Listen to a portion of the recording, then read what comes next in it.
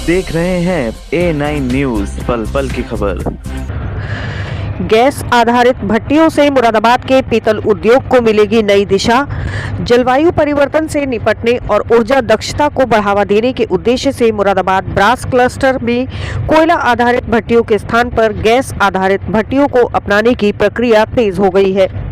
आज की पहल AEE द्वारा किए गए अध्ययन का हिस्सा है, जिसमें उत्तर प्रदेश के MSME क्लस्टर्स में निम्न कार्बन समाधानों को बढ़ावा देने के प्रयास किए जा रहे हैं। हालांकि आज से पूर्व रियल आर्टिजन वेलफेयर ट्रस्ट के अध्ययन पर सिडबी द्वारा पायलट प्रोजेक्ट पर 100 भट्टियों की स्थापना की जा चुकी है। इस पहल के तहत आज मुरादाबाद में एक और प्रौद्योगिकी और व्यवसाय मॉडल प्रदर्शन कार्यशाला का आयोजन किया गया, जिसमें रियल आर्टिजन वेलफेयर ट्रस्ट द्वारा विकसित गैस आधारित भट्टी का प्रदर्शन किया गया तथा भट्टियों के लाभों पर प्रकाश डाला गया। विशेषज्ञों के अनुसार ये भट्टियां न केवल कार्बन उत्सर्जन को कम करेंगी बल्कि ऊर्जा दक्षता में भी सुधार करेंगी, जिससे उद्योग की उत्पादकता को बढ़ावा मिलेगा। AEE से जुड़े नोमान मंसूरी ने बताया कि वे लगातार विभिन्न स्थानों पर जाकर गैस भट्टियों का डेमो दे रहे हैं और भट्टी संचालकों को जागरूक कर रहे हैं। उन्होंने कहा, गैस आधारित भट्टियों से न केवल प्रदूषण में कमी आएगी बल्कि कोयले की तुलना में प्रतिदिन 300 से 400 रुपए की बचत भी होगी। इसके अलावा यह भट्टियां पीतल और एल्यूमिनियम को अधिक तेजी और बेहतर तरीके से गलाने में सक्षम हैं, जिससे समय की भी बचत होती है। नुमान मंसूरी ने बताया कि वर्तमान में मुरादाबाद जनपद में लगभग 5000 कोयला भट्टियां संचालित हो रही हैं, जिनके संचालकों को जागरूक किया जा रहा है। अब तक 100 से अधिक गैस आधारित भट्टियां स्थापित की जा चुकी हैं और इस संख्या को तेजी से बढ़ाने का प्रयास जारी है। इस पहल से न केवल मुरादाबाद के परंपरागत पीतल उद्योग को मजबूती मिलेगी बल्कि यह पर्यावरण के अनुकूल उत्पादन की ओर एक महत्वपूर्ण कदम भी साबित होगा। इस अवसर पर मोहम्मद नुमान मंसूरी, हस्तशिल्प विकास समिति अध्यक्ष, मुख्य अतिथि डॉक्टर शैफाली सिंह चौहान, अध्यक्ष जिला पंचायत मुरादाबाद, डॉक्टर सतीश कुमार, अध्यक्ष एवं कार्यकारी निदेशक मोहम्मद शाहनवाज अहमद आदि लोग उपस्थित रहे। A9 न्यूज के लिए मुरादाबाद से मोहम्मद आजम की रिपोर्ट।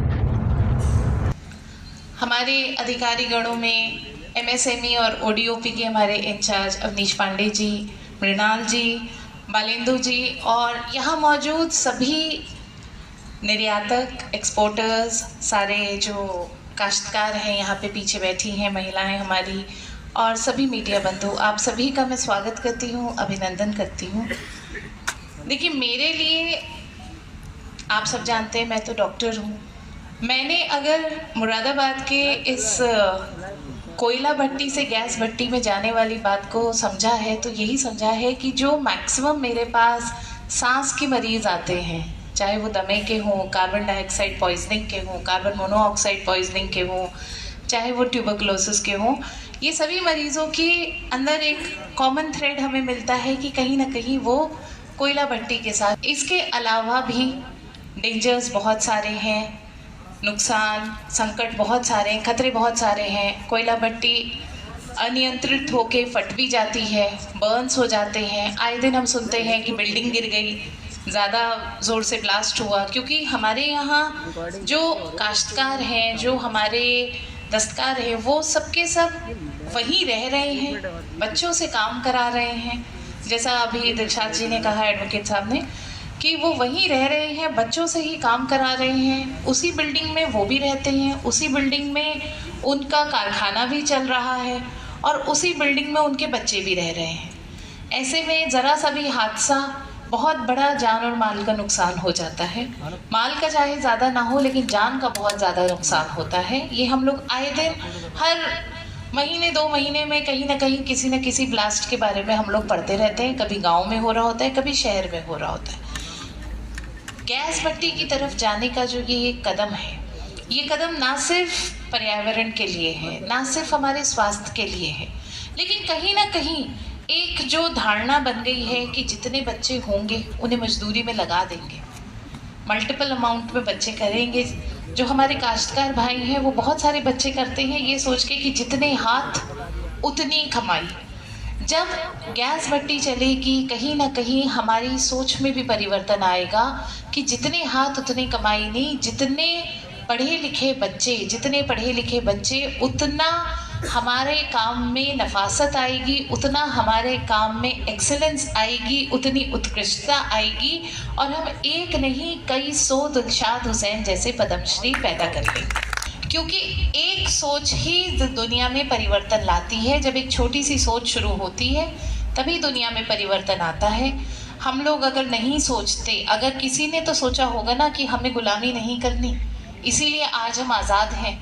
किसी ने तो सोचा होगा ना कि हमारे आर्टिसंस के लिए हमारे आर्टिसंस को बेनिफिट होना चाहिए। तो अभी यूपी दिवस वाले दिन ये योजना लॉन्च हुई है, तो कहीं तो किसी के दिमाग में तो इस योजना की उपज आई होगी, उसने आगे बढ़ने की हौसला दिखाया, उसके साथ कईयों का हाथ जुड़ा। सरकार की योजना, सरकार की सोच जो आपके लिए है, सरकार की सोच है, इसीलिए वन डिस्ट्रिक्ट वन प्रोडक्ट का जो ये प्रोजेक्ट चला ODOP, इसने मुरादाबाद के लगभग लुप्त हो गए ब्रास के काम में एक नई जान डाली है। ये तो आप लोग भी मानेंगे। तो आपके लिए सरकार खड़ी है, बस अब आपको खड़ा होना है, एक कदम आगे बढ़ाना है और हम सबको मिलके एक अच्छे भविष्य, एक अच्छे समाज के लिए आगे बढ़ना है। धन्यवाद। जय हिंद। कि जैसा कि आप सबको को मालूम है कि मैम का ससुराल भी यहीं की है और मैम का 100 बेड का हॉस्पिटल आंगन तिराहे पर भी बना है, जो इस एरिया के लिए बहुत लाभ पहुंचा रहा है और इस एरिया में ऐसा हॉस्पिटल शायद कई किलोमीटर में नहीं है। सबसे पहले तो मैं अपने डॉक्टर साहब का स्वागत करता हूं।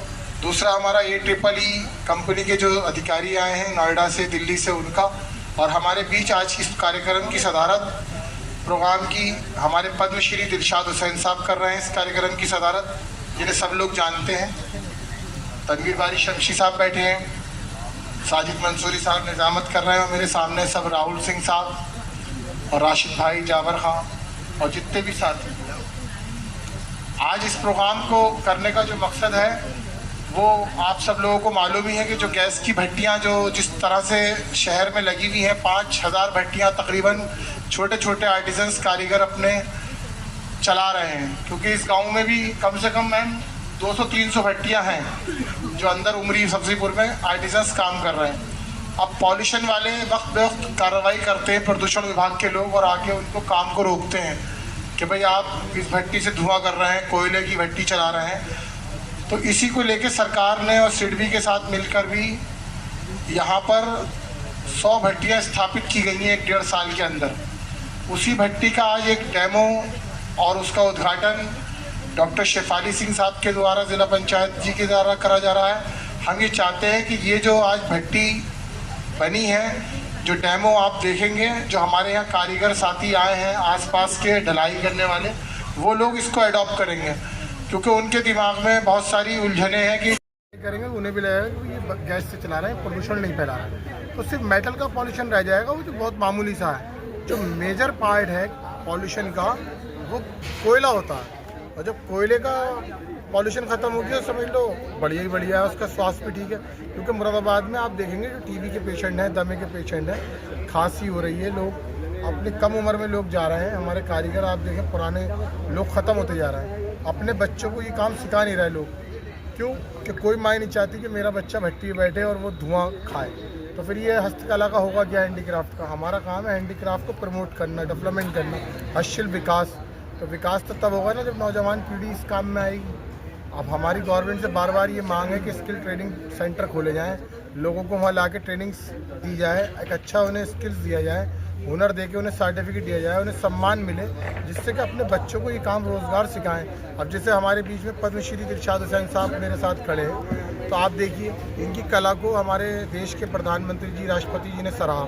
तो एक आर्टिसंस हैं, छोटी से घर में रहते हैं, छोटे से मोहल्ले में रहते हैं, कहाँ पहुँचे, क्यों, अपनी कला के तौर पे। अभी बाबूराम यादव जी को मिला है पद्मश्री, तो 2 पद्मश्री मिलना मुरादाबाद को एक बहुत बड़ी बात है। कारीगर क्षेत्र में 10 लोगों को नेशनल अवार्ड मिल गया, 30-40 लोगों को स्टेट अवार्ड्स मिल गया। तो ऐसे ही इस चीज़ को बढ़ावा मिलेगा। तो इनको देख के औरों के अंदर भी अब आती है कि यार हमें भी मिले पद्मश्री, कैसे मिले। तो लोग एक दूसरे से सीखेंगे और सिखाएंगे तो काम चलेगा। कितने भट्टी संचालक जो हैं अब तक जागरूक हुए हैं गैस भट्टी को? तकरीबन 100 लोग इन सालों में जो है ना वो हुए हैं, और अभी हमारा टारगेट 5000 लोगों को है।